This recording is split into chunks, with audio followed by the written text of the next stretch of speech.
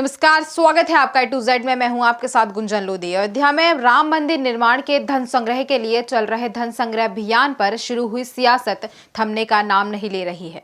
इस सियासत पर अब पूर्व केंद्रीय मंत्री कांतिलाल भूरिया ने बयान दिया है कि भाजपा नेता घर घर जाकर मंदिर के निर्माण के लिए चंदा मांग रहे हैं। दिन में चंदा मांगते हैं और शाम को नदी के पास जाकर दारू पी रहे हैं। भूरिया ने यह भी कहा कि पहले भी मंदिर को लेकर बीजेपी ने चंदा मांगा था, पहले उसका हिसाब दें। वहीं बीजेपी ने इसे कांग्रेस की दोहरी मानसिकता करार दी है। आज हमारी बड़ी बड़ी योजनाएं बंद करते जा रहे, अब क्यों मौन है? भाजपा वाले, उनका तो एक ही काम, राम नाम जपना, परामाल अपना। वो परामाल खा के चंदा कर अरबों रुपया इकट्ठा किया था और कहते थे हम कसम खाते हैं मंदिर वहीं बनाएंगे, पर तारीख नहीं बताएंगे। कहते थे ना, कसम खाते हैं मंदिर वहीं बनाएंगे पर तारीख नहीं बताएंगे। अरबों हजारों करोड़ रुपया इकट्ठा किया था, उसका हिसाब नहीं दे रहे। वो हिसाब दो और वो पैसा सीधा मंदिर के ट्रस्ट में जमा करें। हजारों करोड़, वो पैसा कहाँ गया? ये भाजपा दबा के बैठी है। और फिर अब घर घर भाजपा के छूट भये नेता जा रहे हैं, लाओ मंदिर बनाना पैसा इकट्ठा कर रहे और वो फिर शाम को जाके नदी पे जाके दारू पी रहे। वो भगवान मंदिर के बनाने की बात कर रहे हैं। थानला की एक बेटी के साथ में दुष्कर्म हुआ, उसको लेकर थानला के पूर्व विधायक और वरिष्ठ भाजपा नेता के द्वारा ये बयान दिया गया कि किसान लोग जो है शोक से ये बना नेता नहीं है, ये दलाल है। अब हमारे आदिवासी कोई मजबूरी करने के जाके मजदूरी करे तो क्या शौक से जा रहे हैं वो? अब यहाँ पे मध्य प्रदेश सरकार क्यों नहीं रोजगार खोल रही? यहाँ पे कांग्रेस सरकार धन होती तो हम बड़े बड़े राहत कार्य शुरू कर देते हैं। पूर्व केंद्रीय मंत्री कांतिलाल भूरिया ने राम मंदिर निर्माण को लेकर किए जा रहे निधि समर्पण अभियान को लेकर आपत्तिजनक बयान दिए हैं। भूरिया के बयान पर कैबिनेट मंत्री विश्वास सारंग ने पलटकर वार किया है। मंत्री सारंग ने कहा कि कांग्रेसी हमेशा भगवान राम पर प्रश्न चिन्ह लगाते हैं। राम सेतु को तोड़ने का काम कांग्रेसियों ने किया। अब पीएम नरेंद्र मोदी के नेतृत्व में राम मंदिर बन रहा है तो कांग्रेस नेताओं के पेट में दर्द हो रहा है। वहीं आम बजट को मंत्री विश्वास सारंग ने हर बिंदु को छूने वाला बताया है। बजट का एक बड़ा हिस्सा मध्य प्रदेश को मिला है। मंत्री सारंग ने जवाहरलाल नेहरू पर तंज कसते हुए कहा कि कांग्रेस नेता बताएं कि किस तरह कश्मीर को विवादास्पद बताया गया। मध्य प्रदेश की अर्थव्यवस्था को पूरी तरह से ड्रिल करने का काम कांग्रेस ने किया है। इस देश की वित्त मंत्री निर्मला जी को बहुत बधाई दूंगा कि उनके नेतृत्व में जिस प्रकार इस देश का बजट आया है, भाजपा की सरकार का बजट आया है, वो हर बिंदु को छूने वाला है। और इस बजट में जिस प्रकार से प्रदूषण के खिलाफ सरकार का कमिटमेंट हमें देखने को मिला, हजारों करोड़ रुपए प्रदूषण के निपटाने के लिए इस देश की सरकार ने देने का वचन दिया है, अपने बजट में प्रावधान किया है। क्योंकि प्रदूषण केवल हमारी वर्तमान की समस्या नहीं है, बल्कि इसके भविष्य को लेकर भी बहुत संशय की स्थिति होती है।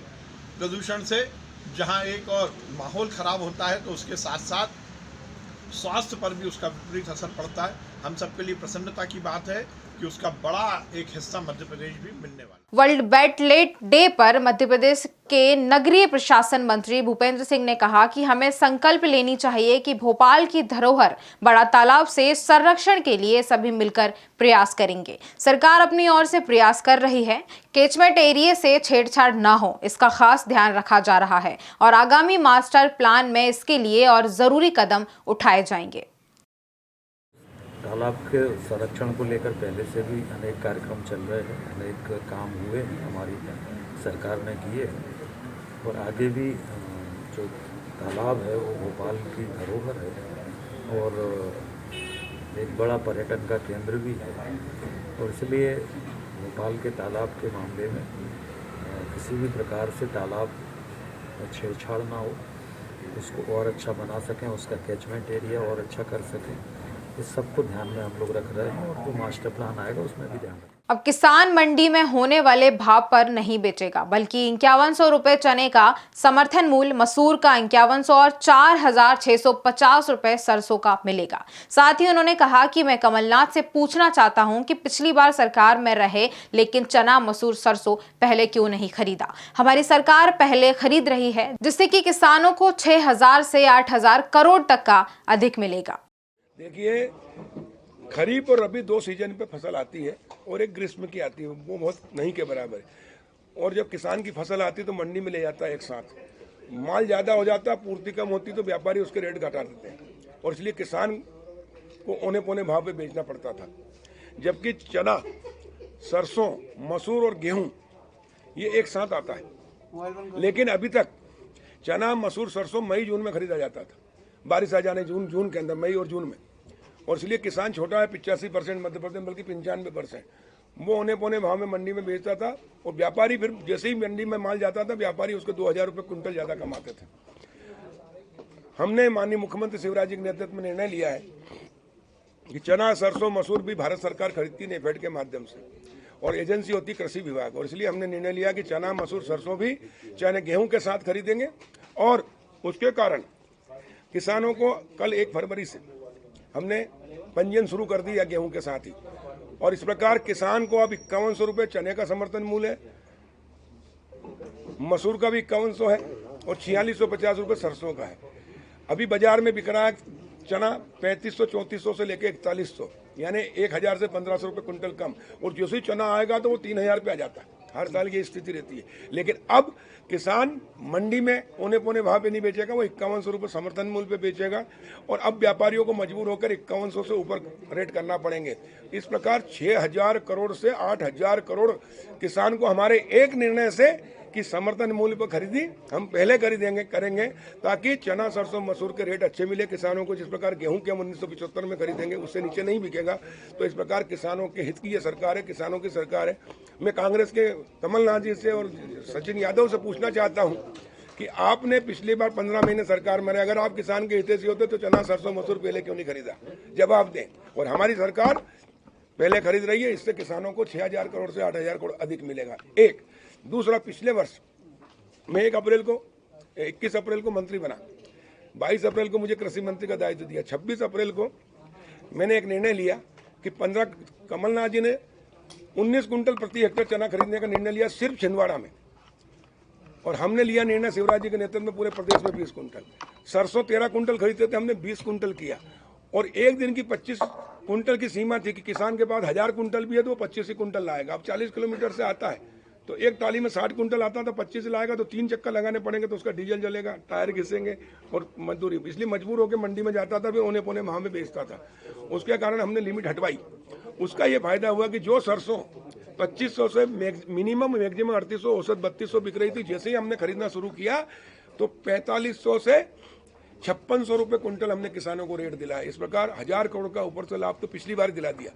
चूंकि पिछली बार हम अप्रैल में बने थे, निर्णय पहले ही हो गया था, इसलिए हमको मई जून में खरीदना पड़ा, लेकिन इस बार हमने पहले ही आदेश कर दिए और चना, सरसों, मसूर की खरीदी भी गेहूं के साथ होगी। उससे किसानों को हजारों करोड़ का फायदा होगा। जो व्यापारी कमाते थे, बिचौलिए कमाते थे, वो अब किसान कमाएगा, और व्यापारियों को और उनको उद्योगपतियों को समर्थन मूल्य से ऊपर खरीदना पड़ेगा, यानी एमएसपी से ऊपर बिकवाने में हम सफल हुए हैं। मैं माननीय मुख्यमंत्री जी का आभार व्यक्त करता हूं कि उन्होंने हमें निर्देश दिए और हमने ये काम किया। मध्य प्रदेश के गृह मंत्री डॉक्टर नरोत्तम मिश्रा का कहना है कि कोरोना योद्धाओं, पुलिसकर्मियों को इसी माह सम्मानित किया जाएगा। साथ ही मंत्री ने कहा कि जब भी कोरोना का जिक्र होगा, हमारे पुलिस और स्वास्थ्य विभाग के कर्मचारियों का जिक्र जरूर होगा। जब हम घरों में थे, वे सड़कों पर थे। जब हम अपने परिजन मरीजों से मिलने से परहेज कर रहे थे, तब हमारे स्वास्थ्य कर्मी निसंकोच उनके उपचार में लगे हुए थे। वहीं कांग्रेस विधायक कांतिलाल भूरिया के बयान पर गृह मंत्री डॉक्टर नरोत्तम मिश्रा ने कहा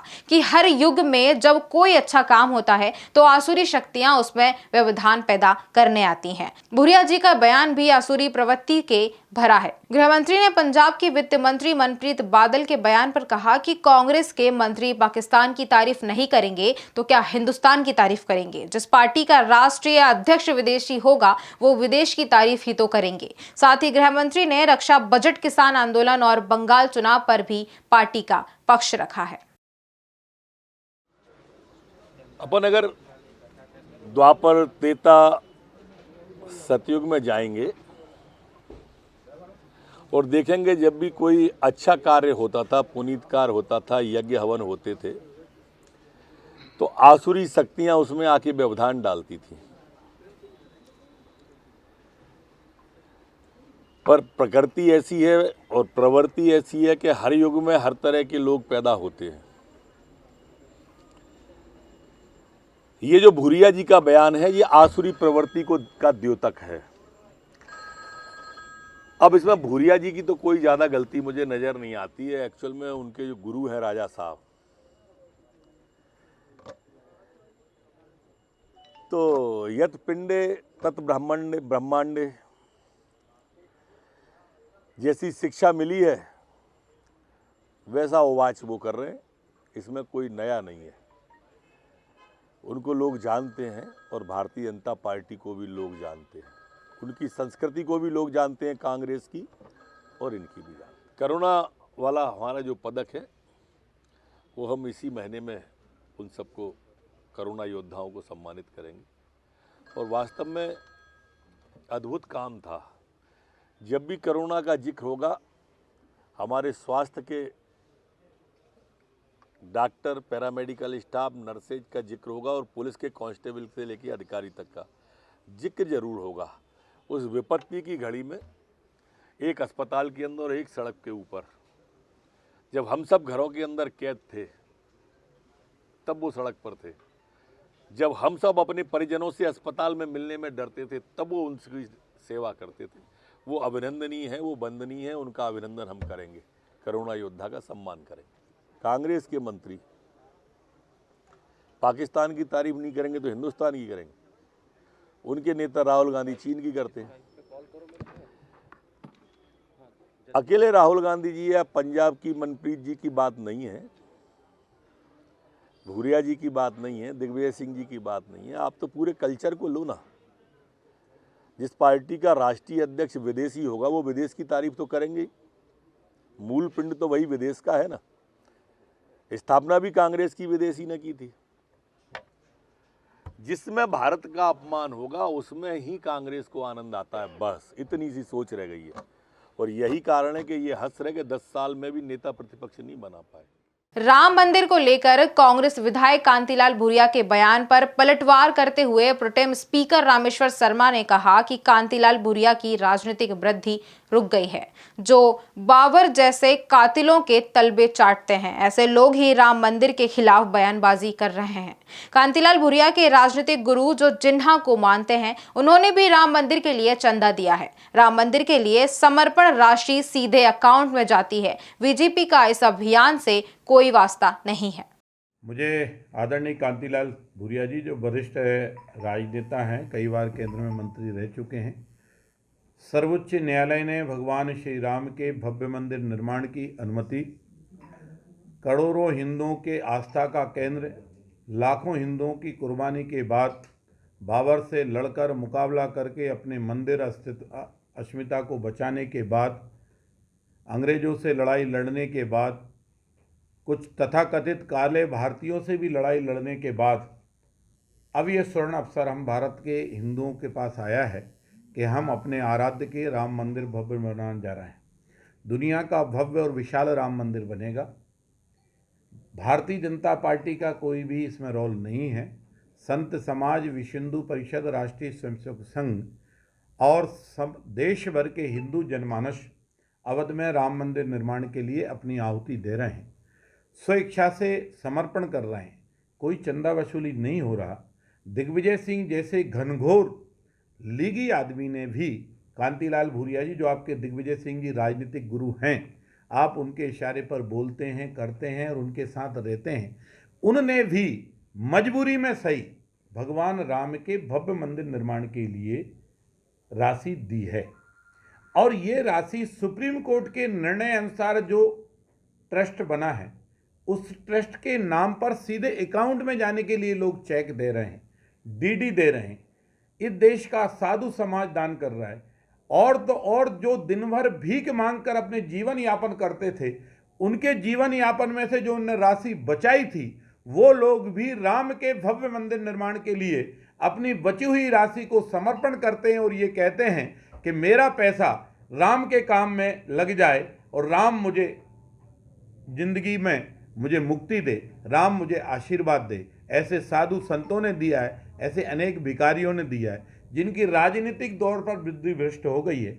और जो आज भी बाबर जैसे लुटेरों के तलुए चाटते हैं, वही लोग राम मंदिर का विरोध कर रहे हैं और वो उन्हीं को राम मंदिर का ये चंदा दिख रहा है। ये राम मंदिर का चंदा नहीं, बल्कि राम के प्रति राम भक्तों का समर्पण है।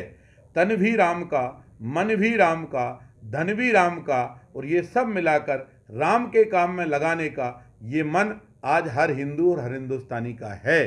और इसी भावना से लोग राम भक्त राम मंदिर के निर्माण के लिए कार्य कर रहे हैं। भूरिया जी और किसी सोनिया से समझो कि नहीं समझो, क्योंकि सोनिया जी को शायद समझ में राम नहीं आएंगे, लेकिन दिग्विजय सिंह को जो लीगी होने के बाद भी, जो जिन्ना के आचरण पर चलने के बाद भी वो भी राम मंदिर को दान दे रहे हैं, तो इसका मतलब क्या है। फिलहाल बुलेटिन में इतना ही। इसी तरह की तमाम तरोताज़ा खबरों के अपडेट्स के लिए बने रहिए हमारे साथ A to Z न्यूज़ पर। नमस्कार।